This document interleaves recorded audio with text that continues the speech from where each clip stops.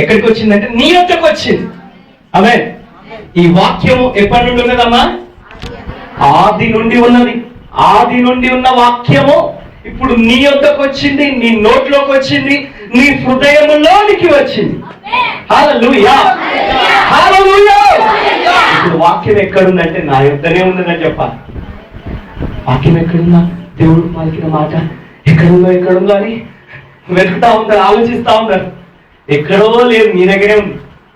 అంటే బైబిల్ లేని వాళ్ళకి లేదా అనుకోకండి. బైబిల్ లేకపోయినా దేవుని మాట ఉన్నది. హల్లెలూయా. కాకపోతే అది రాయబడినటువంటి వాక్యముగా ఒక గ్రంథాన్ని వాళ్ళు ముద్రించారు కనుక ఈ గ్రంథం పెట్టుకుంటున్నాం మనం. అవే కానీ పౌలు ఏమంటాడు తెలుసా? ఈ గ్రంథంలో రాయబడిన ఈ మాట ఏం చేస్తుందో చూద్దాం, మీకు చూపిస్తాను. రండి, కొరింథీయులకు రాసిన 2వ పత్రికలోకి రండి. త్వరగా వెళ్దాం.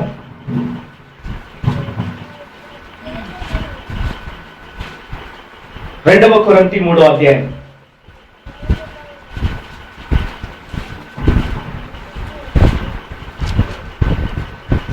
2వ కొరింథీ 3వ అధ్యాయము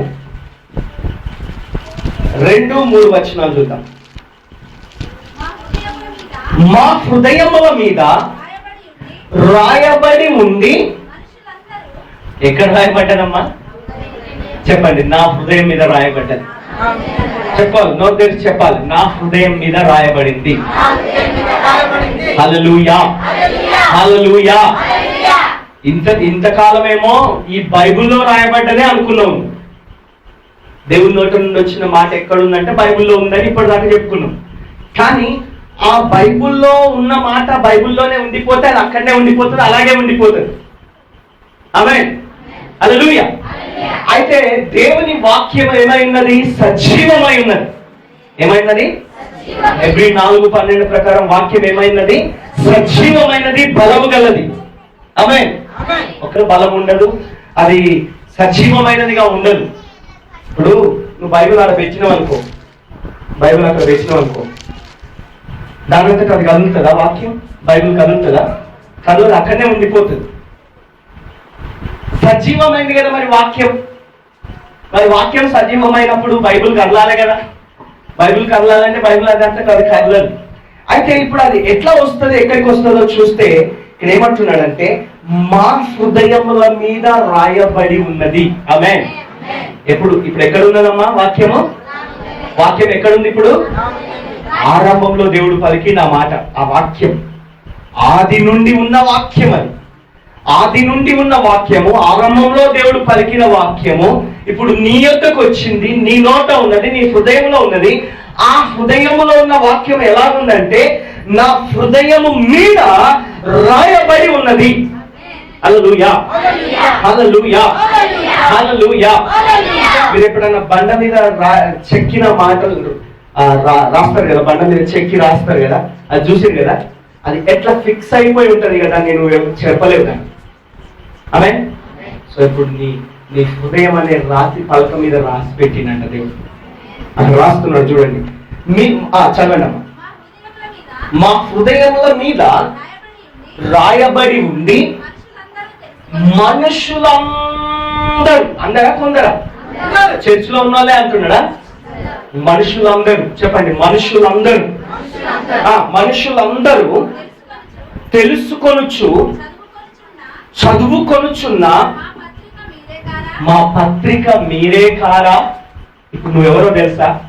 నువ్వు ఒక పత్రిక. హల్లెలూయా. ఒక న్యూస్ లెటర్ అన్నమాట. నేను చదువుతారు అందరు. హల్లెలూయా.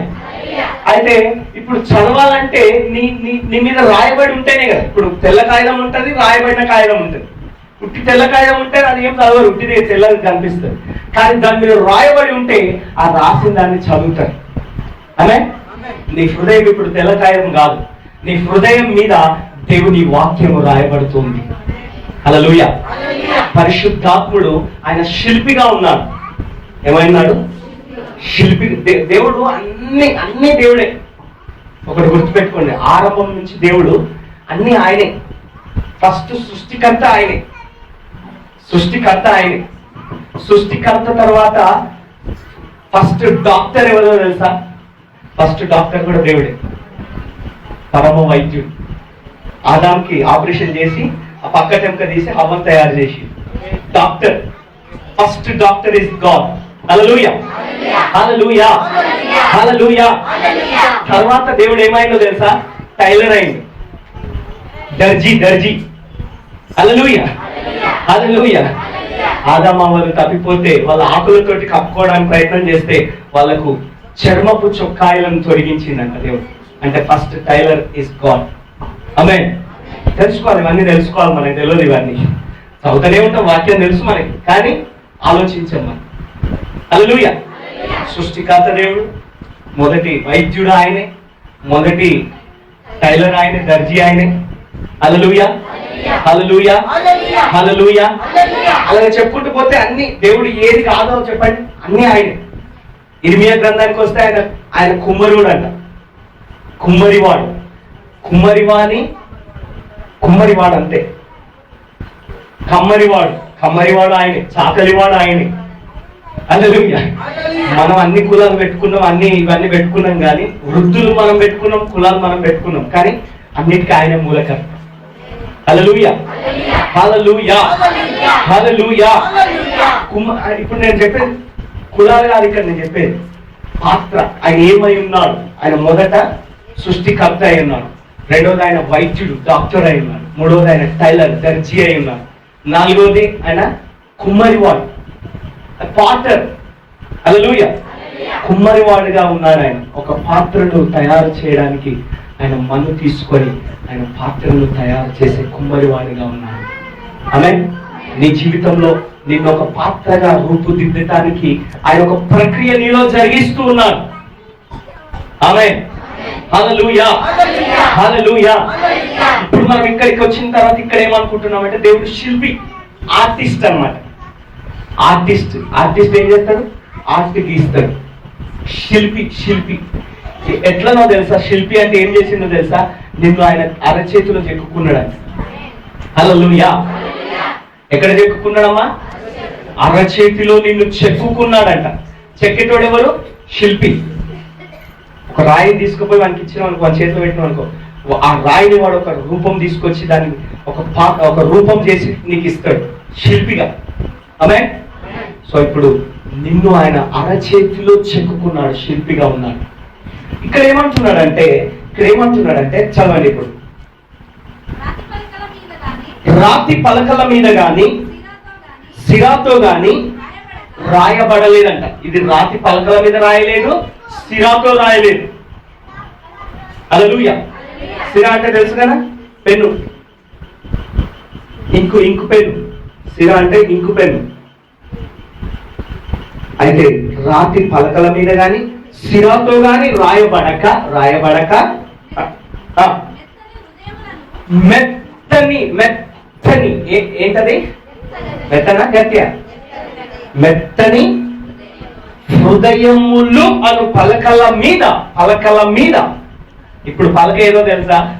నీ హృదయమే ఒక పలకగా అయిపోయింది. హల్లెలూయా. నీ హృదయాన్ని హృదయంగా చూడకు నువ్వు, అదొక పలక. నువ్వు ఒక పిల్లలకి పలక ఇచ్చి చూడు, రాస్తూనే ఉంటారు వాళ్ళు. హల్లెలూయా. పలక ఉట్టిగా ఉండదు, అది దాని మీద రాస్తూనే ఉండాలి, తుడుస్తూనే ఉండాలి, రాస్తూనే ఉండాలి, తుడుస్తూనే ఉండాలి, రాస్తూనే ఉండాలి, తుడుస్తూనే ఉండాలి. రాసి వచ్చేస్తాయి మొత్తం. వాళ్ళు పెట్టించినావు అనుకో, దిద్ది వాడు తెల్లారి వాడు రాయడం మొదలు పెడుతూనే ఉంటాడు వాడు. హల్లెలూయా. ఇప్పుడు నీ హృదయం అనే పలక మీద దేవుడు ఎందుకు రాస్తున్నాడంటే అది నీ లోపల ఒక భాగంగా మారిపోవాలి, నీకు అలవాటు అయిపోవాలి, ఆ వాక్య జీవితంలోనికి నువ్వు వెళ్ళిపోవాలన్నమాట.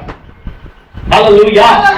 అందుకనే దేవుడు ఏం చేస్తున్నాడమ్మా? దేవుడు పౌలు భక్తుడు అంటున్నారు ఇక్కడ, రాతి పలకల మీద కాక సిరాతో కాక మెత్తని హృదయములు అను పలకల మీద జీవము గల దేవుని ఆత్మతో. హల్లెలూయా. చెప్పండి. జీవము గల దేవుని ఆత్మతో, జీవము గల దేవుని ఆత్మతో మా పరిచర్య మూలముగా రాయబడిన క్రీస్తు పత్రిక అయి ఉన్నారని మీరు తేటపరచబడుచున్నారు. హల్లెలూయా, హల్లెలూయా, హల్లెలూయా. ఇక్కడ ఈ మెత్తని హృదయం అనే పలక మీద ఈ వాక్యాన్ని రాయటానికి ఎంతమంది అమ్మా? ఇద్దరు వాడబడుతున్నారు. మొట్టమొదటి ఎవరంటే జీవం గల దేవుని ఆత్మ. అందుకే మనం ప్రార్థన చేసినాం కదా ఇప్పటిదాకా, దేవా నువ్వు నీ ఆత్మ లేకపోతే ఇక్కడ ఏం ఉన్నా కూడా అంతా ఉంటుంది, ఏదో కార్యక్రమం జరిగిపోతుంది కానీ ఇక్కడ ఏం కార్యం జరగదు. కానీ ఇక్కడ నీ ఆత్మ ఉంటే నీ ఆత్మ స్వాధీనంలో సమస్తం జరుగులుగా కానీ మనం ప్రార్థన చేసుకున్నాం. ఆమేన్. ఎందుకంటే ఆయన ఆత్మ లేకపోతే ఏదో మన కార్యక్రమం జరుగుతుంది, మనకు తృప్తి కలుగుతుంది కానీ ఆయన కార్యం జరగదు. అందుకని ఆత్మ కార్యం అక్కడ ఉండాలి, ఆత్మ కదలిక ఉండాలి, ఆత్మ ఉండాలి అక్కడ. అదే అందుకని మీరు ఎప్పుడైనా మీరు ప్రార్థన చేసుకున్న వ్యక్తిగతంగా ఒంటరిగా ప్రార్థన చేసినా సరే మీ ప్రార్థన మీరు చేసుకుంటా పోకండి. చాలా మంది వాళ్ళ ప్రార్థన చేసుకుంటూ పోతూనే ఉంటారు, గంట అయిపోతుంది, 2 గంటల ప్రార్థన కంటిన్యూ అవుతా ఉంటుంది కానీ అక్కడ ఆత్మ ఉండడు. హల్లెలూయా, హల్లెలూయా. గాలి చేస్తున్నట్టుగా చేయొద్దు ప్రార్థన. ఆ ప్రార్థన దేవుని సన్నిధిలో దేవుని సన్నిధి కదలికను గమనించాలి. దేవుని ఆత్మ కదులుతున్నాడా లేదా, దేవునితో నువ్వు నీ ఆత్మ దేవుని ఆత్మతో ఏకం అవుతున్నదా లేదా, ఆ కలయిక జరుగుతుందా లేదా అని గమనించాలి మనం. హల్లెలూయా, హల్లెలూయా. నువ్వు దేవుని ఆత్మతో కలిసి ఆ ప్రార్థనలో కొనసాగినప్పుడు ఏం జరుగుతుందంటే ఆ ప్రార్థన యొక్క ప్రభావం ప్రత్యేకంగా ఉంటుంది. అందుకే ఏమంటాడు రోమాపత్రిక 8:26 అంటాడు చూడండి, ఇక్కడ చేయబెట్టుకుని అక్కడ ఇక్కడంటే రోమాలో అంటాడు ఈ ఆత్మ ఎట్లా సహాయం చేస్తాడో చూస్తాం అక్కడ. రోమా 8:26 అటువలే ఆత్మయు మన బలహీనతలను చూచి, ఎవరి బలహీనత చెప్పండి? నా బలహీనత, నా బలహీనత. నీ బలహీనతను నేను చూడొద్దు, నా బలహీనతను నువ్వు చూడొద్దు. సాధారణంగా మనం చేసే పొరపాటు ఏంటంటే మన దగ్గరనే ఉంటాయి కానీ మన పక్కలో బలహీనత చూస్తూ ఉంటాం. కానీ ఇక్కడ మన బలహీనతను దేవుని ఆత్మ చూస్తాడంట. హల్లెలూయా. ఎవరు చూడాలి నీ బలహీనత? దేవుని ఆత్మకు నీ బలహీనతను చూపించు. ఇవ్వయ్యా నా బలహీనత ఇది, ఇదిగో నా మాటలో నేను ఇలాగా బలహీనుడుగా ఉంటున్నాను, బలహీనమైన స్థితిలో ఉంటున్నానని ఆ బలహీనతను గురించి దేవుని ఆత్మకు మనం చూపించాలి. ఇక్కడ ఏమంటున్నాడంటే ఆత్మయు మన బలహీనతను చూచి సహాయము చేయుచు ఉన్నాడంట. హల్లెలూయా. నువ్వు బలహీనంగా ఉన్నప్పుడు ఇక నా పని అయిపోయింది, నేను బలహీనంగా ఉన్నానని నువ్వు కుప్పగూలిపోవద్దు. నువ్వు ఆత్మ సహాయం దగ్గరికి తీసుకొని వెళ్ళాలంట నిన్ను నువ్వు. ఇప్పుడు నీకు అనారోగ్యం వచ్చింది అనుకో, ఇక నాకు అనారోగ్యం వచ్చింది, ఇక నాకు నా పని అయిపోయిందని ఇంట్లోనే కూర్చుంటావా? ఏం చేస్తావు? డాక్టర్ దగ్గరికి పోతావు. ఉత్తపుంది అనుకున్నాడా డాక్టర్? ఉట్టిగానే ఉన్నాడా? నీ అనారోగ్యంగా బలహీనంగా ఉన్న వారికి సహాయం చేయడానికి డాక్టర్ ఉన్నాడు. హల్లెలూయా, హల్లెలూయా, హల్లెలూయా. ప్రతిరోజు డాక్టర్ దగ్గరికి ఎవరో ఒకరు పోతూనే ఉంటారు. డాక్టర్కు కంపల్సరీగా పని ఉంటుంది, డాక్టర్ ఉట్టిగా ఉండడు. అవే హల్లెలూయా. ఇప్పుడు మనకు ఒక డాక్టర్ ఉన్నాడు, ఆయన పేరు పరిశుద్ధాత్ముడు. హల్లెలూయా. ఆయన దగ్గరికి నువ్వు నీ బలహీనతను పట్టుకొని వెళ్ళాలి, నీ బలహీనతను పట్టుకొని వెళ్ళాలి. అయ్యా నా బలహీనత నాకు సహాయం చేయి. హల్లెలూయా. మనం ఏం చేస్తామంటే మన బలహీనతను మనం వాళ్ళ దగ్గరికి వీళ్ళ దగ్గర తీసుకొని పోతాం. సార్ మా కోసం ప్రార్థన చేస్తారా అని మనుషులను వేడుకుంటాం. మనుషుల దగ్గర మన అనుభవాలను పంచుకోవడానికి ప్రయత్నం చేస్తాం. మనుషులు మనల్ని సరిగా అర్థం చేసుకోరు. హల్లెలూయా. కానీ క్షుణ్ణంగా నిన్ను అర్థం చేసుకొని నీకు సహాయము చేయగలిగిన వాడు ఆయన ఒక్కడే. ఆమేన్. ఎందుకు ఆయన మాత్రమే సహాయం చేయగలడంటే మీకు చూపిస్తాను రండి. హెబ్రీలకు రాసిన పత్రికలోకి రండి. హెబ్రీలకు రాసిన పత్రిక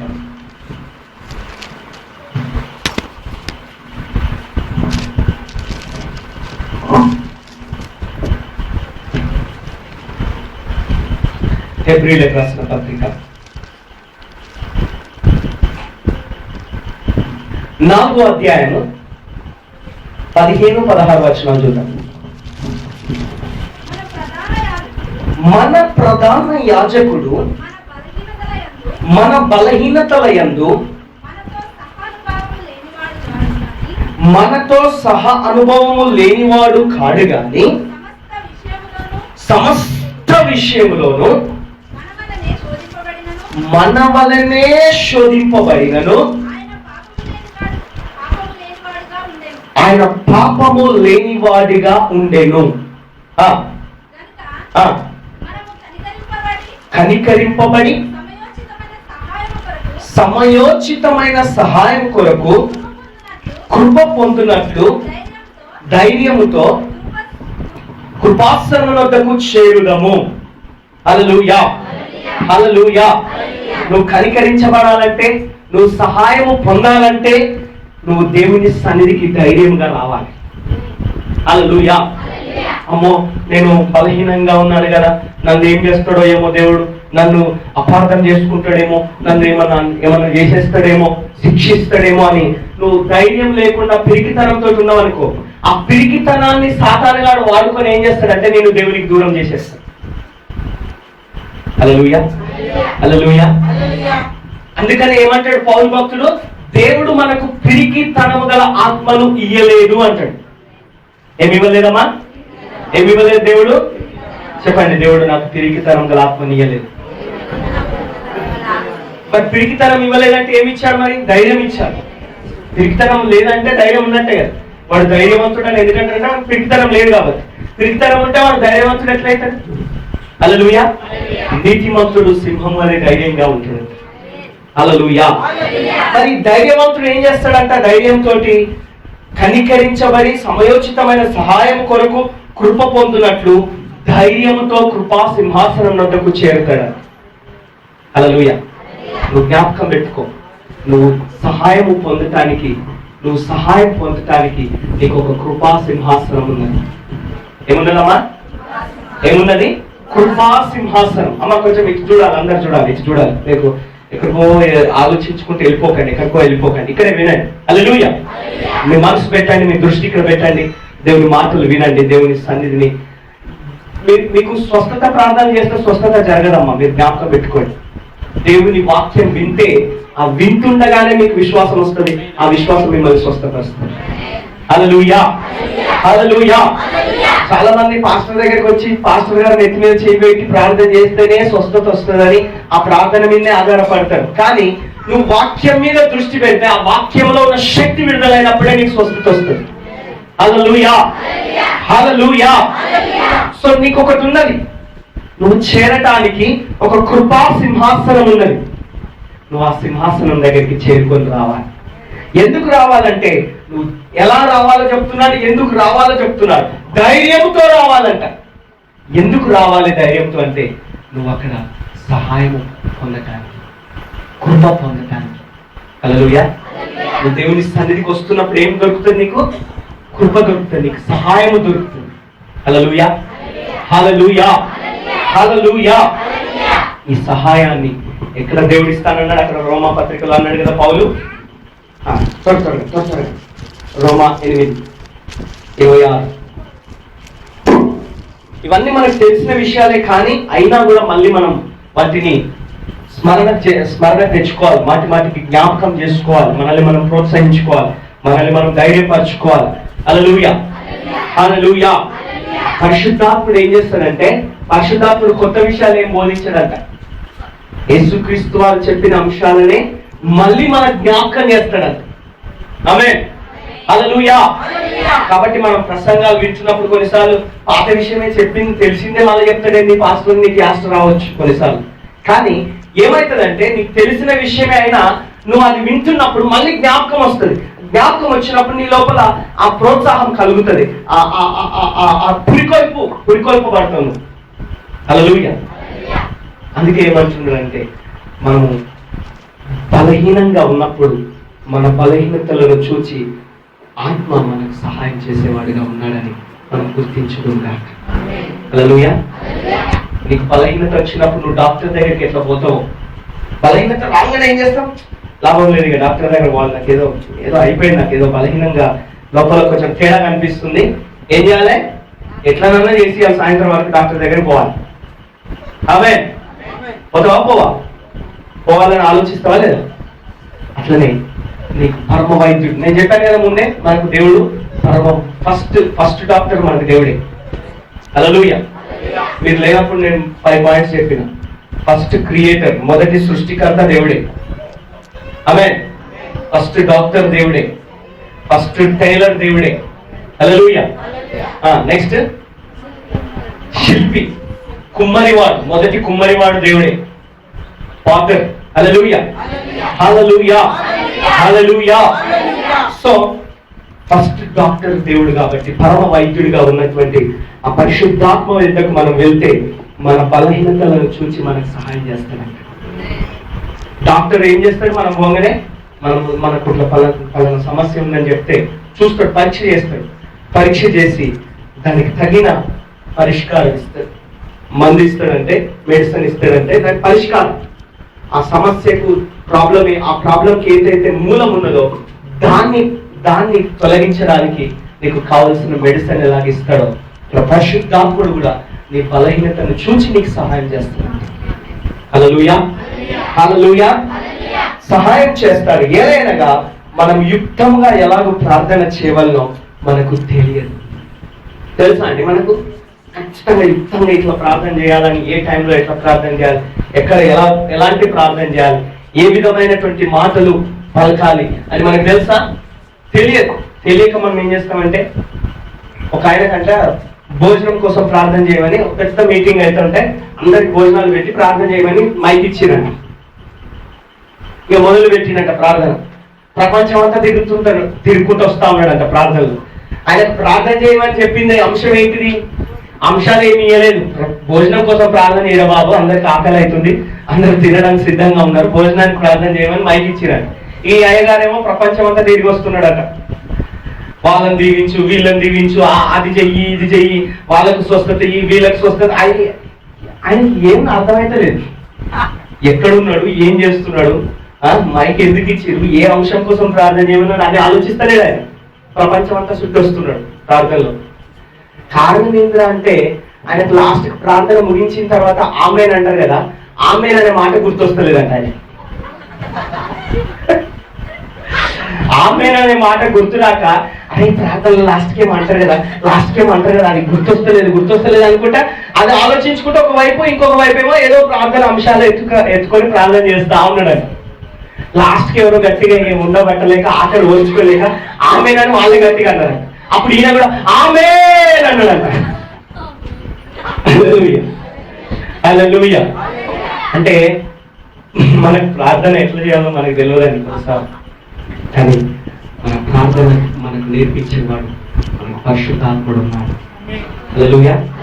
ప్రార్థనకు ముందు ఇక్కడ ఏమంటున్నాడంటే మన బలహీనతను చూసి మనకు సహాయం చేసే దేవుడు ఉన్నాడు. ఆమేన్. నువ్వు ప్రార్థన చేసే ముందు ప్రార్థనలోకి నేరుగా వెళ్ళటం కాదు. నీ ప్రార్థనకు ముందు నీ బలహీనతను చూసుకొని పరిశుద్ధాత్మకు అప్పగించుకుంటే ఆయన చూస్తాడు, నేను పరీక్షిస్తాడు.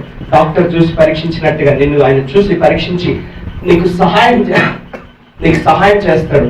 చేసి నీ ప్రార్థన జీవితంలో నువ్వు ముందుకు వెళ్ళటానికి నేను ప్రోత్సహిస్తాడు. హల్లెలూయా, హల్లెలూయా. సో ఎలాగో ప్రార్థన చేయవల్లో మనకు తెలియదు, కానీ ఉచ్చరింప శక్యం కాని మూలుగులతో ఆ ఆత్మ తానే మన పక్షంగా విజ్ఞాపన చేయించున్నాడు. చెప్పండి, ఆత్మ తానే మన పక్షంగా. చెప్పండి, నా పక్షంగా, నీ పక్షంగా. అంటే నీ అన్నదయ్యా, నా పక్షంగానే అంటున్నారు. చెప్పండి, నీ పక్షంగా, నా పక్షంగా, నీ పక్షంగా, మన పక్షంగా. హల్లెలూయా. కొంతమందికి స్వార్థం ఉంటుంది. నా పక్షంగా అన్నప్పుడు నా పక్షంగానే అంటారు, నీ పక్షంగా అంటే కూడా మళ్ళీ నా పక్షంగానే అంటారు, నీ అనరు. హల్లెలూయా, హల్లెలూయా, హల్లెలూయా. మనం అందరికీ అనుకూలంగా ఉందాం కాక, పక్షపాతం ఉండకుండును కాక, లేదా స్వార్థం ఉండకుండును కాక, నాకు అనే స్థితి ఉండకుండును కాక. అవే. సో ఇక్కడ ఏమంటున్నాడంటే పరిశుద్ధాత్ముడు ఉచ్చరింప శక్యం కాని మూలుగులతో ఆ ఆత్మ తానే మన పక్షముగా. చెప్పండి, మన పక్షంగా ఏం చేస్తాడంట? విజ్ఞాపనము చేయించున్నాడు. ఆత్మ మన పక్షంగా విజ్ఞాపన చేసేవాడు ఉన్నాడు. మన బలహీనతలో మనకు సహాయం చేస్తాడు. ఆయన మన పక్షంగా విజ్ఞాపన చేస్తాడు. ఆయన మన బలహీనతలలో మనకు సహాయం చేస్తాడు, మన పక్షంగా విజ్ఞాపన చేస్తాడు. ఈ రెండు విషయాలు గుర్తుపెట్టుకోండి.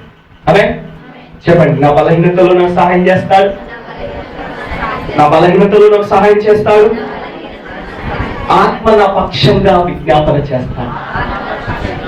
హల్లెలూయా, హల్లెలూయా. కనుక ఈ ఆత్మ మన పక్షంగా విజ్ఞాపన చేసి మన బలహీనతలో సహాయం చేసే ఈ ఆత్మ ఏం చేస్తాడంటే, అక్కడ కొరింథీ పత్రికలు ఏం చదువుకున్నాం మనం, మళ్ళీ వచ్చేసేది కొరింథీ పత్రిక ముగించేద్దాం, త్వరగా వెళ్ళిపోదాం. కొరింథీలకు రాసిన పత్రిక 2వ కొరింథీ 3వ అధ్యాయం 3వ వచనం.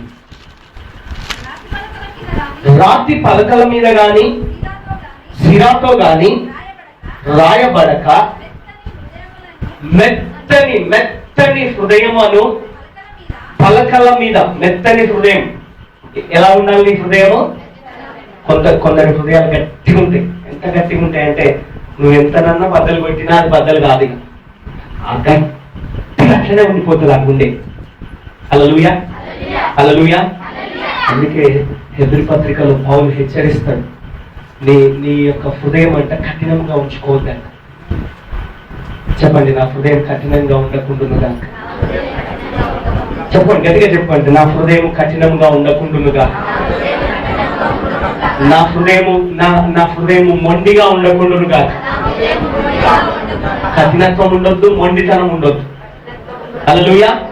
మరి ఎలా ఉండాలి?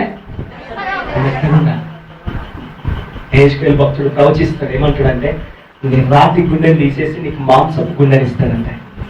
ఆమేన్. చెప్పండి, నా రాతి గుండె పోను గాక, నాకు మాంసపు గుండె వచ్చును గాక. దేవుడు దాన్ని ఇస్తాడని నువ్వు తెలుసుకొని దేవుని అడగాలి. దేవా, నాలో ఎక్కడైనా ఇంకా ఎక్కడైనా నాకు తెలియకుండా తెలిస్తే ఒప్పుకుంటాం మనం, కానీ కొన్నిసార్లు తెలియకుండా ఉంటుంది మనకి. అది మనకున్నది మనకే తెలియదు. హల్లెలూయా. ఎందుకంటే ఎట్లా, ఇప్పుడు మన బలహీనత ఏదైనా ఉంటేనేమో తెలిస్తేనేమో మనం వెంటనే డాక్టర్ దగ్గర పోయి చూపించుకుంటాం. కొన్నిసార్లు మనకి తెలియకుండా ఏదో బలహీనత లోపల ఉండిపోతుంది. అది ఏం చేస్తుందంటే మనకి ఎఫెక్ట్ అవుతా ఉంటుంది రోజు. అప్పుడు అది తీవ్రం అయినాక అప్పుడు తెలుస్తుంది. అప్పుడు మనం వెళ్ళి చూపించుకుంటే డాక్టర్ అంటాడు, చేయి దాటిపోయింది సార్, ఏం చేయలేదు, నేను కూడా ఏం చేయలేదు, భగవంతుడు నీ దిక్కు అంటాడు. హల్లెలూయా, హల్లెలూయా.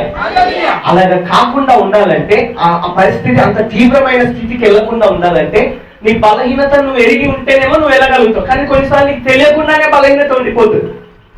ఆ బలహీనతలలో ఒక బలహీనత ఏంటంటే నీ లోపల కఠినత్వం ఉందో చెప్పలేను. ఆ కఠినత్వం తొలగిపోను గాక. ఏమవును గాక, ఏమవును గాక, ఏమవును గాక. నీ కఠినత్వము తొలగిపోను గాక. నీ గుండె మెత్తబడును గాక. హల్లెలూయా. ఏమవును గాక, ఎలా ఉండును గాక, మెత్తని హృదయం ఉండును గాక. ఆమేన్. రాతి పలక కాదు ఇప్పుడు, రాతి గుండె కాదు ఇప్పుడు. నేను రాతి గుండె తీసివేయబడి మాంసపు గుండె. మాంసం అని ఎందుకన్నాడంటే మాంసం మెత్తగా ఉంటుంది. ఆ మాంసంలో కూడా బొక్కలు ఉంటాయి కదా, బొక్కలు అనలే మరి, అక్కడ మాంసమే అన్నాడు. హల్లెలూయా, హల్లెలూయా. సో మెత్తని హృదయముల మీద జీవము గల దేవుని ఆత్మ ద్వారా అనేది రాయబడుతున్నది ఈ వాక్యం. నీ హృదయం మీద పరిచర్య జరుగుతున్నది. నీ హృదయంలో దేవుడు పరిచర్య చేస్తున్నాడు. ఈ యొక్క జీవం గల దేవుని ఆత్మ ఇక్కడ కదులుతూ ఏం చేస్తాడంటే, ఆ మాటలు పలికిస్తున్నప్పుడు ఆ మాటల ద్వారా ఆ పరిశుద్ధాత్ముడు వాటిని నీ హృదయం అనే పలక మీద రాస్తాడంట. అది మెత్తగా ఉంటే చక్కగా రాయబడుతుంది. ఒకవేళ గట్టిగా ఉందనుకో నీ గుండె, బార్కులు అవుతుంది, బరుకులుగా ఉంటుంది. కొన్ని పలకలు గట్టిగా అయిపోతాయి. ఇక నువ్వు ఎంత ప్రయత్నం చేసినా అది రాస్తే పనికిరాదు, స్పష్టంగా కనిపించదు అక్షరం. హల్లెలూయా. అలా ఉండకుండును గాక. నీ గుండె మెత్తని గుండెగా ఉండును గాక. స్పష్టంగా రాయబడును గాక. స్పష్టంగా నీకు కనిపించును గాక. స్పష్టంగా ఇతరులు చదవగలిగిన స్థితిలో నీ గుండె ఉండును గాక. హల్లెలూయా, హల్లెలూయా. సో మెత్తని హృదయములను పలకల మీద జీవం గల దేవుని ఆత్మతో మా పరిచర్య మూలంగా రాయబడిన క్రీస్తు పత్రిక ఉన్నారని మీరు తేటపరచబడుచున్నారు. అనే క్రీస్తు ద్వారా దేవుని ఎడల మాకు ఇచ్చి నమ్మకము కలదు. 5వ వచనం, మా వలన ఏదైనా అయినట్లుగా ఆలోచించుటకు మా అంతటా మేమే సమర్థులమని కాదు, మా సామర్థ్యము దేవుని వలననే కలిగి ఉన్నది. హల్లెలూయా. చెప్పండి, మా అంతటా మేము అని, మా అంతటా మా వలన ఏదైనాను అయినట్లుగా ఆలోచించుటకు మా అంతటా మేమే సమర్థులం కాదు.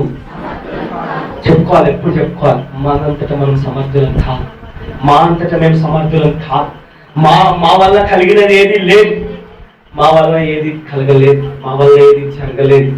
కేవలం మా సామర్థ్యము దేవుని వల్లనే కలిగి ఉన్నది. హల్లెలూయా. చాలాసార్లు మనం ఒప్పుకోం.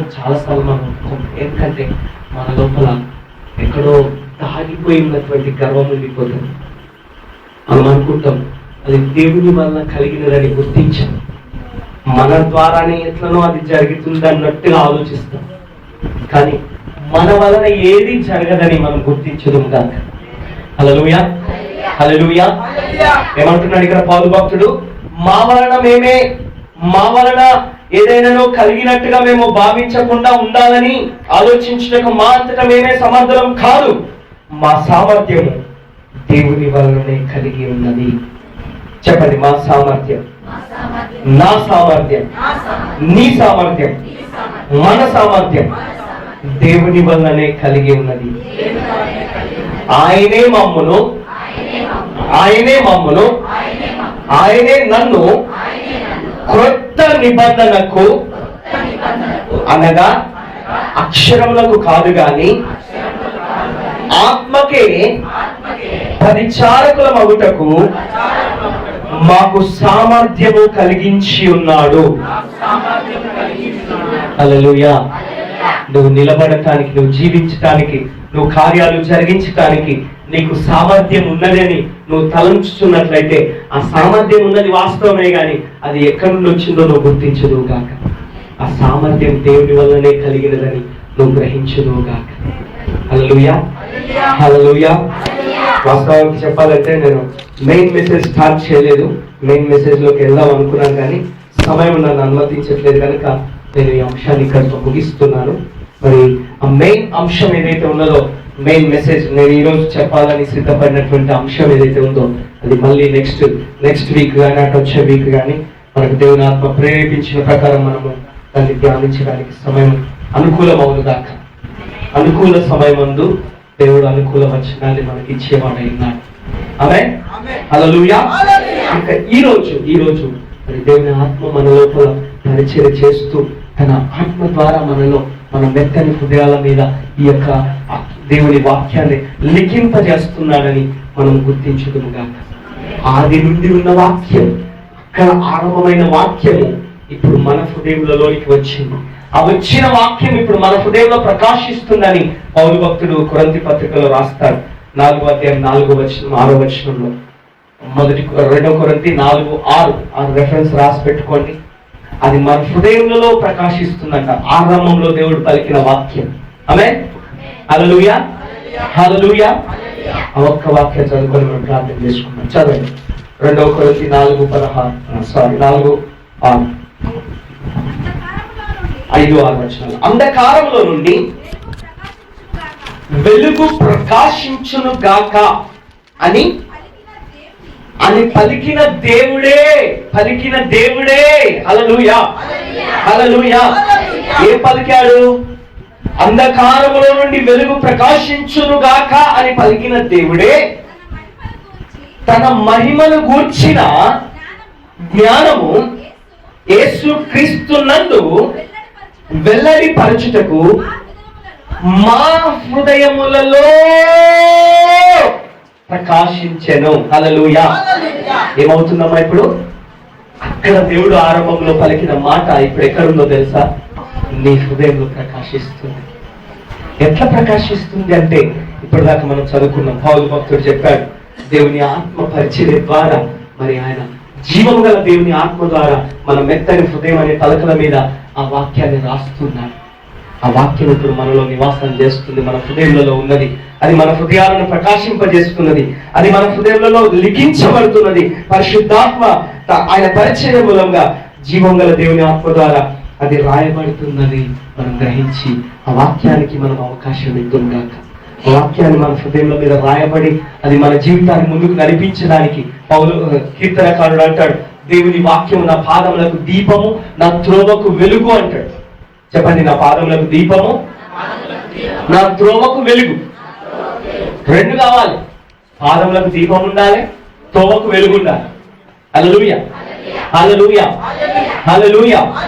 పాదములకు దీపం ఉండును గాక, త్రోవకు వెలుగుండును గాక. అదేంటంటే దేవుని వాక్యం. ఆది అందు దేవుడు వాక్యం ఉన్నటువంటి ఆ వాక్యం ఇప్పుడు ఎక్కడికి వచ్చిందంటే, ఎక్కడ ఉందంటే బైబిలే అని చెప్పుకున్నాం. అయితే బైబిలే కానీ బైబిల్లోనే ఉండిపోతే బైబిల్లోనే ఉండిపోతుంది, అక్కడే ఉండిపోతుంది. కానీ ఇప్పుడు అది ఎక్కడ ఉంటుంది కాక మన మెత్తని హృదయంల మీద పరిశుద్ధాత్మ ద్వారా ఆయన పరిచర్య మూలంగా మన హృదయంలో మీద రాయబడుతున్నటువంటి ఆ పరిచర్య ఇప్పుడు కొనసాగిస్తున్నాడు. పరిశుద్ధాత్మ దేవుడు కొనసాగిస్తున్నాడు. ఇప్పుడు ఇక్కడ చెప్పిన మాటలు మీరు విని వెళ్ళిపోయిన తర్వాత ఇక్కడితోటి ముగిసిపోయింది అనుకోకండి. ఆయన నీ లోపల పరిచర్య చేస్తూనే ఉంటాడు. ఆ వాక్యాన్ని జ్ఞాపకం చేస్తూనే ఉంటాడు, నిన్ను ప్రేరేపిస్తూనే ఉంటాడు. ఆ వాక్యాన్ని నీలో పెట్టి నీకు జ్ఞాపకం చేస్తూనే ఉంటాడు ఆయన. ఆమేన్. యేసుక్రీస్తు వారు ఏదైతే ఆయన చెప్పి వెళ్ళాడో వాటిని పరిశుద్ధాత్మ దేవుడు మనకు మాటికి జ్ఞాపకం చేస్తుంటాడంట. పరిశుద్ధాత్ముడు ఎందుకు వచ్చాడంటే యేసుక్రీస్తు వారు చేసి వెళ్ళిన పరిచర్యను కొనసాగించడానికి. ఆమేన్. పరిశుద్ధాత్మ ద్వారా దేవుని పరిచర్య మన హృదయాలలో కొనసాగుతున్నది. ఆనాడు యేసుక్రీస్తు వారు ఆరంభించాలని, ఆయన ప్రారంభించి ఆయన జరిగించి వెళ్ళిన కార్యాన్ని ఇప్పుడు పరిశుద్ధాత్ముడు మనలో కొనసాగిస్తున్నాడు. హల్లెలూయా. అయితే ఇది ఆరంభం నుంచి జరుగుతున్నది. ఆది యందున్న వాక్యం ఇప్పుడు మన హృదయంలోకి వచ్చింది, మన హృదయంలో ప్రకాశిస్తుంది, అది కొనసాగిస్తుంది. ప్రార్థన చేసుకుందాం.